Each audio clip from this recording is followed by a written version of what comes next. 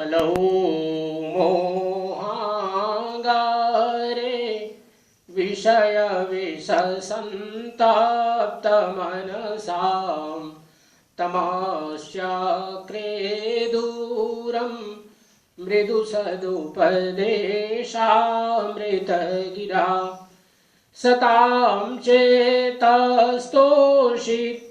द्विहृदयवनानां मृगपति परेशं साक्षातं गुरुवर कबीरं हृदे नुमः परेशं साक्षातं गुरुवर कबीरं हृदे नुमः यो ब्रह्माणं विदधाति पूर्वं यो वै वेदांश्च प्रणोति तस्मै तमः देवमात्मबुद्धिप्रकाशं मुमुक्षुर्वै शरणमहं प्रपद्ये मुमुक्षुर्वै शरणमहं प्रपद्ये। प्रेम से बोलिए सदगुरु कबीर साहेब की, सदगुरु कबीर साहेब की, सभी भक्त हंस समाज की जय। साहेब बंदगी।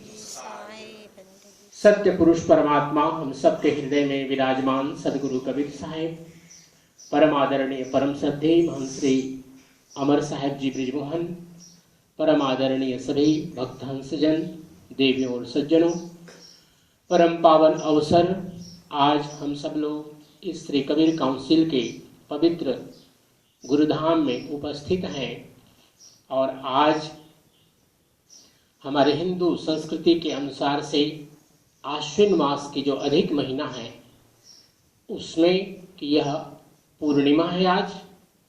और हम सब लोग जानते हैं कि आज बृहस्पतिवार है, गुरुवार है। हम सब लोग दिन में व्रत किए और अभी यह सात्विक ज्ञान ज्ञानंदी चौका आरती हम सब लोग प्रेम और श्रद्धा के साथ सदगुरु के चरणों में बैठ करके कर रहे हैं। अधिक मास हमारे हिंदू संस्कृति के अनुसार से प्रत्येक 3 वर्ष के बाद आता है। और इस अधिक मास के कारण, क्योंकि यह अधिक मास चंद्रमा के मास से जुड़ा हुआ है, चंद्रमास से पूरे विश्व में अधिकतर जो देश हैं वे सूर्य से जुड़े हुए महीनों को मानते हैं और यही कारण है कि उनमें कोई अधिक मास नहीं होता है। बहुत गिने चुने संप्रदाय हैं पूरे विश्व में हिंदू संस्कृति के अलावा जो चंद्रमास को मानते हैं। और चंद्रमास की जो बहुत बड़ी बात यह है कि हर 3 वर्ष के बाद 1 महीना इसमें अधिक आ जाते हैं। और यह मास जो कि नाम तो 12 ही महीनों का है, इसलिए इसको हम पुरुषोत्तम मास के नाम से भी जानते हैं, अधिक मास के नाम से भी जानते हैं। तो इस वर्ष यह आश्विन मास, क्योंकि जो हिंदू संस्कृति के अनुसार पितृपक्ष जो शुद्ध आश्विन मास का था वो बीत चुका है, लेकिन बीच में अमावस्या 15 दिन की और फिर बाद में शुक्ल पक्ष 15 दिन की और आज उसकी पूर्णिमा। इसके बाद कल से फिर से यह जो 15 दिन का जो समय होगा वह अधिक मास का ही अमावस्या होगी, अर्थात ये जो 15 दिनों का जो कृष्ण पक्ष होगा वह भी अधिक मास से ही जुड़ा हुआ होगा। लेकिन उसके बाद जो 15 दिन शुक्ल पक्ष आएंगे वह शुद्ध आश्विन मास के होंगे। बहुत से लोग पूछते हैं कि ऐसा क्यों संस्कृति, हिंदू संस्कृति ने, हिंदू संप्रदाय ने क्यों इसको स्वीकार किया ये अधिक मास को। तो आप हम सब लोग ध्यान दें कि जो हमारी हिंदु संस्कृति के महीने हैं वह ऋतुओं से बंधे हुए हैं, क्योंकि ऋतु जो भारतवर्ष में है 6 ऋतुएं मानी जाती हैं और उसमें से प्रमुख 4 हैं। ग्रीष्म है और उसके बाद फिर वर्षा है, वर्षा के बाद फिर ये जाड़े का महीना आ जाता है वर्षा के बाद, और फिर उसके बाद ग्रीष्म ऋतु आते हैं। तो 3 तो मुख्य है, लेकिन बीच बीच में 3 और आ जाते हैं, इसलिए 6 ऋतुएं मानी जाती हैं। तो ये जो ऋतुओं का विभागीकरण है, विभाग किया गया है, वो सभी इन महीनों से जुड़े हुए हैं। तो जब ये अधिक मास आते हैं तो ये ऋतुओं का जो सामंजस्य है, उनका जो एक तालमेल है वह पुनः फिर से ठीक हो जाता है। तो इसकी एक बहुत बड़ी विशेषता है। हिंदू संस्कृति ने जो ये स्वीकार किया कि ये महीनों में ही वो ऋतुएं आती हैं और इसलिए भी इसका बड़ा महत्व है। और आज चूँकि आश्विन मास का जो अधिक मास है उसमें कि आज की यह पूर्णिमा है, तो यह पूर्णिमा हम सब लोग बनाते हैं। आज एक ऐसे विषय को हम ले रहे हैं जिन पर बहुत कम चर्चा होती है, हम लोग बहुत कम इस पर प्रवचन करते हैं, क्योंकि ये प्रवचन, ये जो विषय हमने आज के लिए लिया है थोड़ा सा कड़ा है और सामान्यतः लोग इसको स्वीकार करने में अपने को सहज नहीं स्वीकार कर पाते हैं। लेकिन है यह स्थिति, क्योंकि सदगुरु कबीर साहब की वाणियों का हम उदाहरण दे रहे हैं, तो इसलिए हम इसको नहीं कह सकते कि यह स्थिति क्या वास्तविकता लिए हुए है। तो सदगुरु कबीर साहब की एक वाणी, 10 द्वारे का पिंजरा, 10 द्वारे का पिंजरा, तामे पंछी पौन, रहिबे को अचरज है, जात अचंभा कौन। प्रेम से बोलिए सदगुरु कबीर साहेब की जय। सदगुरु कबीर साहब इस साखी के माध्यम से बहुत बड़े हमारे हृदय में उठने वाले प्रश्न को बतलाते हैं कि यह शरीर हम सब लोगों का जो पिंजरा है 10 द्वार का है, 10 द्वारे का पिंजरा। पिंजरा हम सब लोग जानते हैं पक्षी को रखने के लिए, जो लोग पालते हैं पक्षी तो पक्षी को पिंजरे में रखते हैं। तो इसमें भी यह जो पिंजरा है, उस पिंजरे में जो दरवाजा होता है उसको हम लोग बंद करके रखते हैं, कहीं पक्षी भाग न जाए, उड़ न जाए उसमें से निकल करके। इस पिंजरे में भी दरवाजे हैं और दरवाजे अपने समय के अनुसार खुलते हैं और बंद होते हैं। वह नियंत्रित होता है, उसका जो कंट्रोल है वह मन से जुड़ा हुआ है। हम लोगों का जो जितने द्वार हैं, लेकिन 9 द्वार हम सब लोग जानते हैं क्योंकि हम लोग उसको गिन सकते हैं, लेकिन 10वां द्वार गुरुगम्य है। साधना के माध्यम से जो गुरु दीक्षा मिलती है, ये साधना में मिलती है कि हम 10वें द्वार को कैसे उसको खोल सकते हैं। इसका एक विशेष जो रहस्य है वो गुरु के द्वारा प्राप्त होता है। तो साहिब कबीर क्या कह रहे हैं, 10 द्वारे का पिंजरा, तामे पंछी पौन। पंछी का अर्थ होता है हमारा आत्मतत्व। बहुत बार हम सबके मन में यह प्रश्न उठता होगा कि आत्मा क्या है, जीव क्या है, मन क्या है, बुद्धि क्या है और विवेक क्या है। क्योंकि इन विषयों पर चर्चा सामान्यतः, क्योंकि ये थोड़े से लेंदी हैं, अर्थात थोड़ा सा गंभीर विषय है, तो सुनने में लोगों को थोड़ा बोरियत महसूस होती है, तो कम ही चर्चा इस पर करते हैं। लेकिन आज मेरी इच्छा हुई कि समसामयिक विषय है, थोड़ा सा इस पर चर्चा किया जाए। तो थोड़ी सी चर्चा, आत्म तत्व सर्वोपरि है और आत्मा को ही कहा गया है कि सब घट मेरा साइया सुनी सेजन कोई। क्यों? आत्मा सर्वत्र है। ईशावास्यमिदग्वं सर्वम यत्किंच जगत्याम जगत। यह जो हमारे वेदांत दर्शन ने कहा, सदगुरु कबीर साहब ने कहा, घट घट मेरा साइया, मोको कहाँ ढूंढे बंदे, और अंत में कहते हैं मैं तो हूँ विश्वास में। तो ये जो आत्म तत्व है वो सर्वत्र है, और सर्वत्र ऐसा नहीं है कि वो अलग अलग है, नहीं। चूंकि यह पूरी की पूरी सृष्टि उसी परमात्मा के द्वारा, सत्य पुरुष परमात्मा के द्वारा यह सृष्टि की गई है, सृजित की गई है, और इसीलिए उसको हम सर्वत्र मानते हैं। सब घट मेरा साइया, ईशावास्यमिदग्वं सर्वम, एवरीवेयर द गॉड। तो इसलिए कहा गया क्योंकि परमात्मा की सृष्टि होने के कारण से सब कुछ उससे कनेक्टेड है, जुड़ा हुआ है, सब कुछ उससे संलग्न है। अब आइए जीव की थोड़ी चर्चा कर लेते हैं। जीव क्या है? जीव कर्म को भोगता है। इस प्रकार से अभी हमने जन्म लिया है, आप हम सभी लोगों ने एक नया जन्म लिया है, मनुष्य जीवन।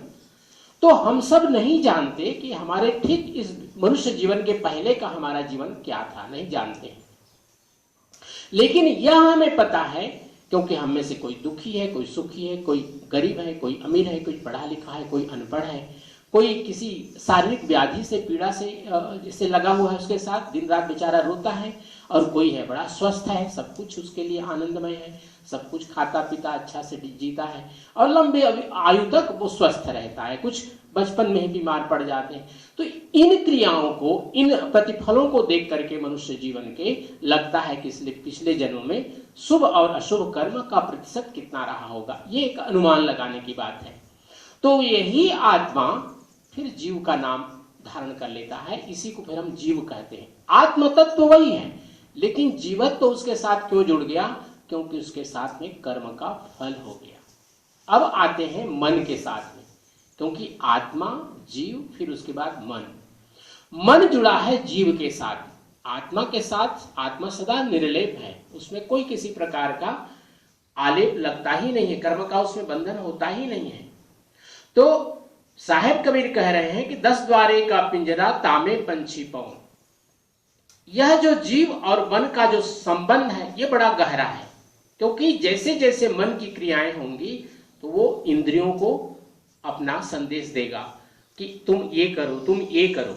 उसके लिए क्या होता है? सबसे पहले मन में संकल्प होता है। आज आप सब लोग यहाँ मंदिर में आए हैं तो आपने एक प्लानिंग किया कि आज शुक्रवार, ये जो आश्विन मास की पूर्णिमा है, गुरुवार आज है, तो हम सब चलेंगे और पूजा में भाग लेंगे। तो प्रातः या कल से आपने एक दिमाग में, मन में एक संकल्प किया और फिर उसके बाद तैयारी की, स्नान आदि किए, नारियल लेकर यहाँ पर आए, नारियल में नारियल भेंट किए, अभी भजन वगैरह हो रहे हैं, सब आप लोग भाग ले रहे हैं इसमें।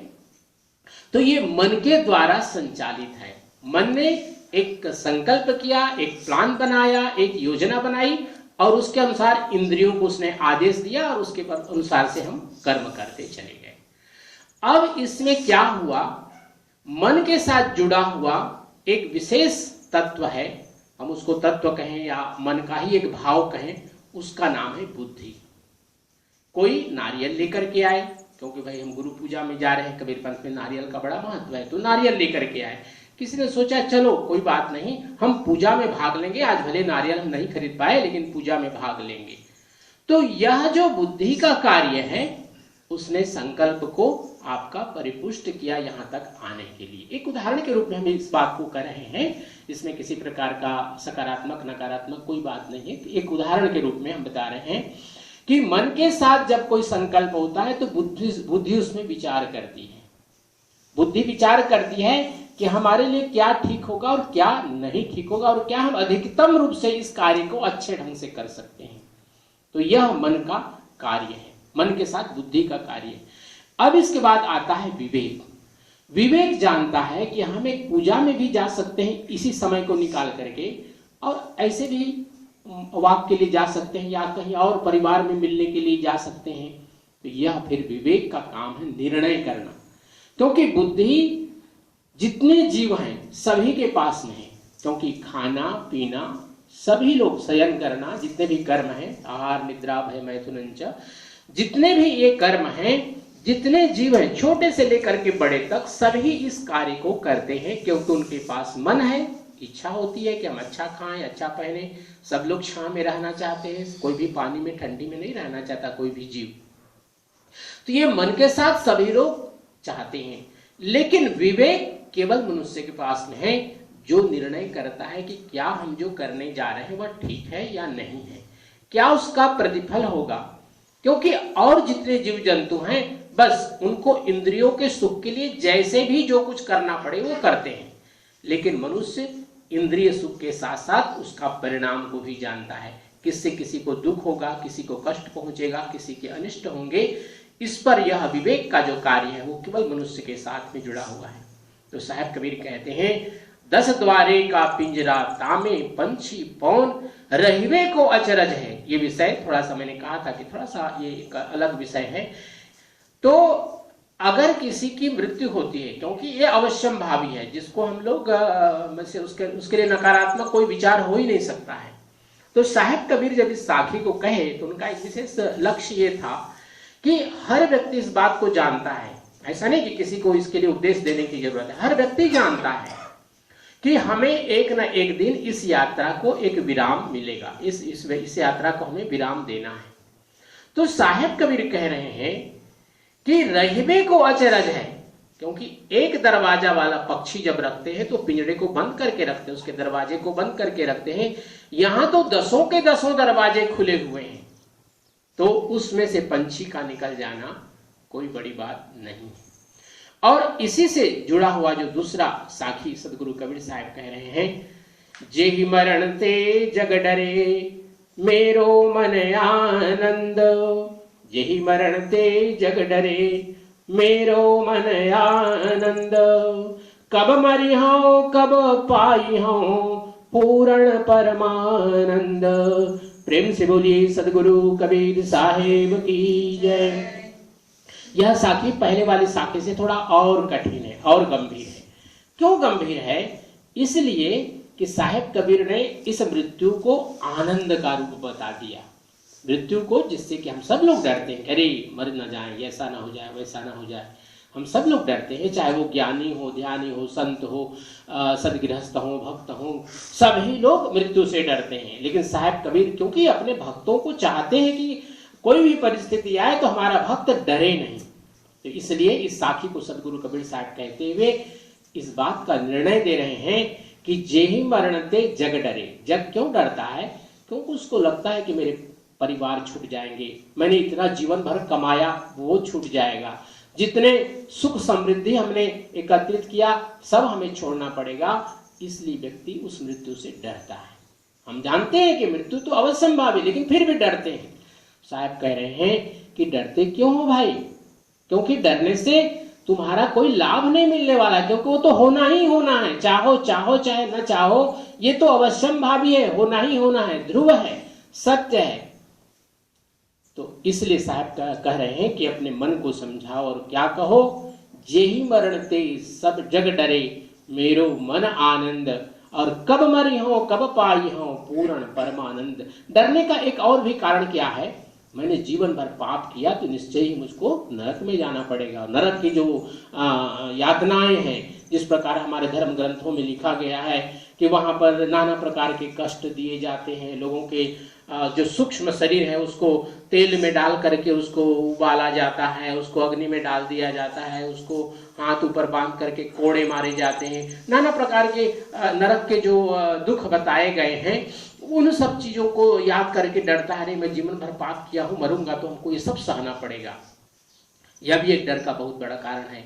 तो साहब कबीर कह रहे हैं नहीं, जो संत होते हैं जिन्होंने जीवन में दूसरों को कम से कम दुख दिया है, कम से कम दुख दिया है, क्योंकि दुख दो प्रकार का है। एक तो है कि हम यह मान करके चलते हैं कि इसको हमें दुख देना है, इसको हमें कष्ट में डालना है, लेकिन एक दूसरा भाव यह आता है कि हम अपने जीवन में दूसरों को उनके उपकार के लिए हम कुछ न कुछ उनके लिए उपदेश करते हैं, और उसमें भी मन को कष्ट होता है दूसरे को जब उपदेश देते हैं। तो ऐसी स्थिति में दिया गया उपदेश, कहते हैं सदगुरु कबीर साहब, यह कष्ट नहीं है, वो उसके उपकार के लिए। जैसे माता पिता अपने बच्चों को डांटते हैं, गुरु अपने शिष्यों को डांटते हैं और उनके भलाई के लिए, उनका सन्मार्ग पर चलाने के लिए उनको कभी कभी कड़ा उनको जो है दंड भी देते हैं। जैसे डॉक्टर ऑपरेशन करता है कि क्योंकि रोगी का जो रोग है वो और पूरे शरीर में न फैल जाए, इसलिए ऑपरेशन करता है, उसमें कष्ट होता है। तो इस प्रकार के दिए गए कष्ट से उस व्यक्ति के जीवन में एक आत्मीयता आती है और उसके जीवन में विकास होता है। तो यह एक कष्ट देना नहीं है, और इसलिए सदगुरु कबीर साहब कह रहे हैं कि जेहि मरणते जग डरे मेरो मन आनंद। और फिर कहते हैं क्या, कब मरी हो कब पाई हो पूर्ण परमानंद। हर भक्त जो साधना करता है, जो भक्ति करता है, जो कर्मयोग करता है, जो वैराग्यवान है, वह इस बात को जानता है कि मुझे अंतिम यात्रा में परमात्मा का मिलन होगा, परमात्मा से हमारे आमना सामना होगा। तो कब होगा? जीवित अवस्था में भी हम उसका दर्शन कर सकते हैं। लेकिन बहुत से ऐसे लोग हैं जो यह मानते हैं कि हमारे मृत्यु के बाद मोक्ष गति होगी, या हम स्वर्ग को प्राप्त करेंगे, या वैकुंठ धाम को प्राप्त करेंगे। अनेक अनेक प्रकार के जो धर्म ग्रंथों में लिखे गए हैं कि मृत्यु के बाद हमें ये सुख प्राप्त होगा। तो ये कब प्राप्त होगा? साहब कबीर कह रहे हैं कि मन में ये भाव लाएं कि कब मरी हो कब पाई हो पूर्ण परमानंद। क्योंकि जो संसार के सुख हैं, हम सुख को प्राप्त करते हैं भोजन से, नयन से, कर्ण से, शरीर के अंगों के माध्यम से हम जो सुख प्राप्त करते हैं वो थोड़े समय का होता है। लेकिन जो परम आनंद, परमात्मा की जो प्राप्ति का आनंद है, वह शाश्वत है। अर्थात ये सभी सुखों का, जितने भी प्रकार के आनंद है, उन सबसे महा आनंद उसको कहा गया। और इसलिए उसको परमानंद, पूर्ण परमानंद, अर्थात वह आनंद की प्राप्ति के बाद में वह फिर उसका ग्राफ अप डाउन नहीं होते, वो ग्राफ कंटिन्यूअसली चलता है और सदा के लिए हो जाता है, मोक्ष गति को प्राप्त करता है या सदगति को प्राप्त करता है। इसलिए ये साहिब कबीर इस साखी को कहते हैं कि जेहि मरनते जग डरे मेरो मन आनंद, कब मरी हों कब पाई हों पूर्ण परमानंद। तो इस साहब के हम सब लोग भक्त हैं, हम सब लोग साहब के चरणों में बैठकर उनकी भक्ति करते हैं। तो हम लोगों के मन में भी यह सदा यह भाव रहे कि जो हम कर्म कर रहे हैं वह तो अच्छा हो ही, लेकिन साथ में एक जब मृत्यु आएगी तो हम उसको दुख नहीं मानेंगे, उसके लिए रोएंगे नहीं, उसके लिए हम तड़पेंगे नहीं, उसके लिए हम किसी प्रकार का अपने मन में दुख नहीं मानेंगे और सद्गुरु से प्राप्ति के लिए अपने जीवन में आनंद मनाएंगे। तो आज की यह पूर्णिमा, अधिक मास आश्विन मास की पूर्णिमा आप हम सब लोगों के जीवन के लिए मुक्तिदायिनी हो, हम सब लोगों के जीवन में सुखमय हो और जितने भी शुभ संकल्प हैं हमारे जीवन में, रोग शोक भय आदि, उन सब से हमको मुक्ति प्राप्त करें। सद्गुरु की कृपा हम सब पर बरसे। और आइए साहब के पावन नाम का संकीर्तन करते हुए और आज की विधि को आगे बढ़ाएंगे। सत्यनाम सत्यनाम सत्यनाम बोल, जय करुणामय सत्यनाम बोल। सत्यनाम सत्यनाम सत्यनाम बोल, जय करुणामय सत्यनाम बोल। सत्यनाम सत्यनाम सत्यनाम बोल, जय करुणामय सत्यनाम बोल। सत्यनाम सत्यनाम सत्यनाम बोल, जय करुणामय सत्यनाम बोल। सत्यनाम सत्यनाम सत्यनाम बोल, जय करुणामय सत्यनाम बोल। सत्यनाम सत्यनाम सत्यनाम बोल, जय करुणामय सत्यनाम बोल। प्रेम से बोलिए सद्गुरु कबीर साहेब की